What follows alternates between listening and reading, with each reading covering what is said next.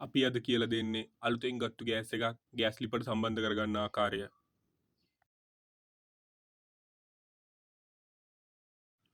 Gas සිලින්ඩරේට ඉටිකොල සීල් එකක් දාලා එවලා තියෙනවා. අපි ඒක ඉවත් කරගන්න ඕනේ මුලින්ම.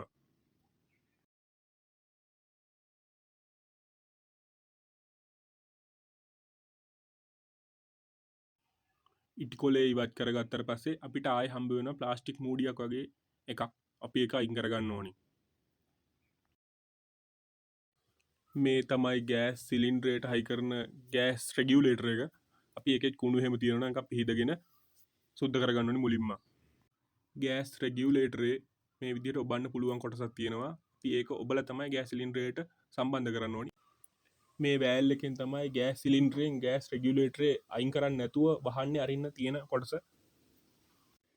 අපි ගෑස් සිලින්ඩරේට ගෑස් රෙගියුලේටරේ සම්බන්ධ කරන්නේ මේ විදිහට තියලා උඩින් තද කරගෙන අර පැත්තේ ඔබන්න පුළුවන් බටන් එක ඇතුළට ඔබන්න ඕනේ. එතකොට ටික් ගාලා පහළට වැටලා ලොක් වෙනවා. ඊට පස්සේ මෙයා කාර්ට වෑල් එක උඩ පැත්තට අරින්න.